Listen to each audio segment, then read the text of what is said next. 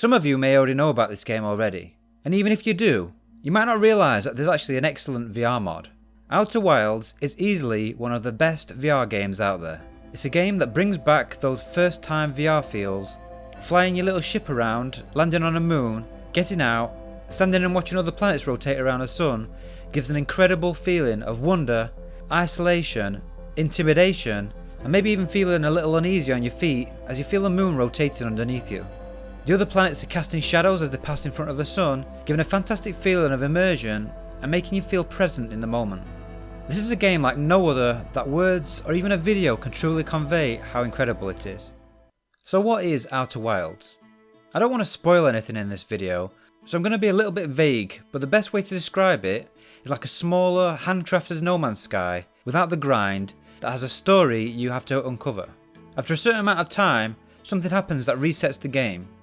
You have to go through this cycle over and over again, flying to different planets to uncover the secrets of this small solar system. The game's completely open, so you can go anywhere you want. It's part exploration, part detective game, with a Groundhog Day style loop. What really makes this game feel so special in VR though, is the sense of scale.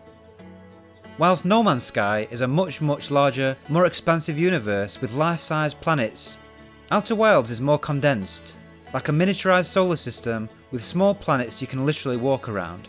The planets are all bunched together much closer than in real life, and they're moving around the sun much quicker. But despite everything being smaller, this actually adds to the sense of scale, because as already mentioned, you can feel the moon rotating. The curvature of the planets is much more exaggerated, so as you're walking around, a crater on the moon will feel more like a steep hill. It gives the game a unique character, and because everything is handcrafted rather than procedurally generated, each small planet is full of things to discover, like underground caves, water-based planets with severe weather, or ancient ruins on the moon. So how does the game actually play? Before I talk about the controls and how the gameplay actually works, I want to take the time to thank the creator of this mod. I'm not actually sure how to say his name, so I'm going to display it on the screen now. Anyway, he's done an incredible job going above and beyond what you see from most official ports. The mod itself has been downloaded less than 7,000 times, which in my opinion is criminally low for how good it is. If you do try the mod and enjoy it, then please consider donating a little money as a thank you. The PayPal link is included on the mod page, which is linked in the description. You're going to spend your time in this game split between walking and flying.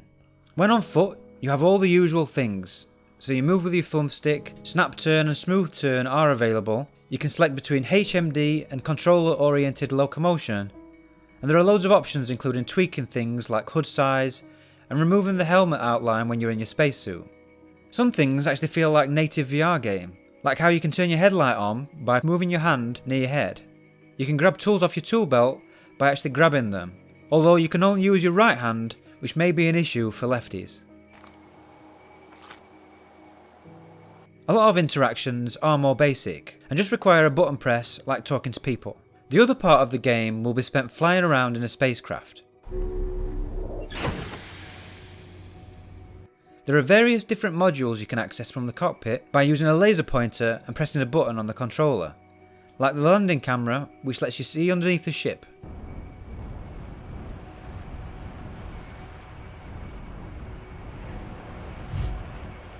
To control the ship, you use both triggers and the thumbsticks. There's actually a little model that you can control to get used to the controls. The triggers thrust up and down, you've got the left thumbstick which thrusts forwards and backwards, and also strafes left and right. The right thumbstick controls steering and pitch. It's actually a lot easier to control when you're actually in the ship first person, especially when you're in space, but it is much more of a simulator than an arcade, with the ship having continuous movement in zero gravity. So to slow down, you need to thrust in the opposite direction you're travelling in. Different planets have different amounts of gravity, so your home planet has Earth-like 1g of gravity, which means you have to use a lot more thrust to keep the craft from falling out of the sky. If you're on the moon, then you've got less than half a g, so you want to use the thrusters in short bursts to control the ship movement.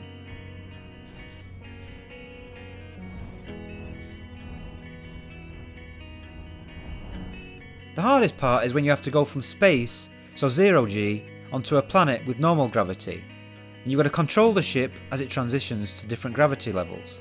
I personally really like how it's not too arcadey, and it adds a layer of depth to the gameplay and makes it feel fantastic when you really get it right. When you land on a planet, you also need to use a spacesuit if there's no oxygen. You've got a limited amount of oxygen on board, as well as fuel, which is for a jetpack which lets you fly around if the gravity is low enough. Although you do need to be careful, because if you do fly too high, you'll end up drifting out into space, which feels pretty terrifying.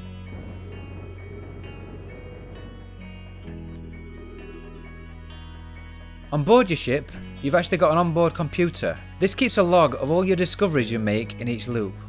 Overall, this is an incredible game, even in non-VR, which has overwhelmingly positive reviews. It received Game of the Year awards from many big outlets, and it won a BAFTA, and playing in VR just makes the game so much more of an event. There are a couple of caveats though. First, if you suffer from motion sickness, don't bother. Controlling the ship can be disorientating, although pulling up a chair and playing it seated helps. But even then, the game does take control of your movement at times. Second, you need a very powerful PC to play it.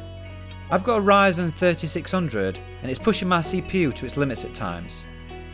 I've also got an RTX 3080 and I have to run at 150% super sampling and turn shadows to medium and ambient occlusion to low. And even with that, I still get around 80 frames per second. If you've got a lower spec rig, you're going to need to turn ambient occlusion off and probably need to turn shadows down to low. Maybe even lower the super sampling more. One tip I'll give for Steam VR users, if you're on the new beta, you can now completely turn off reprojection. When you're in game, if you open the Steam VR overlay, go to Video, Per Application Settings, select Fixed Throttling and set it to the highest number. Now it won't go into reprojection, even if it dips to 70 or even 60 frames, which I personally still find playable, and I find it much better than dipping to 40 and reprojecting the frames up to 80.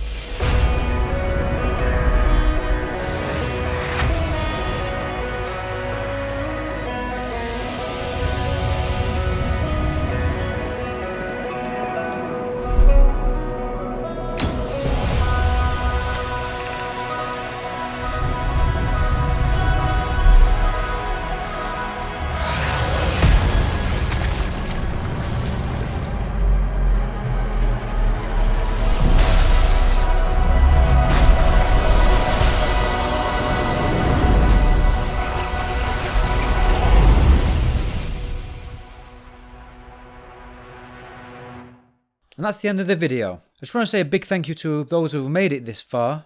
If you're already subscribed, then thank you. If you're not and you found this video helpful, then please consider subscribing. It really helps the channel get recognition, so I'll be able to get access to more games and make more videos.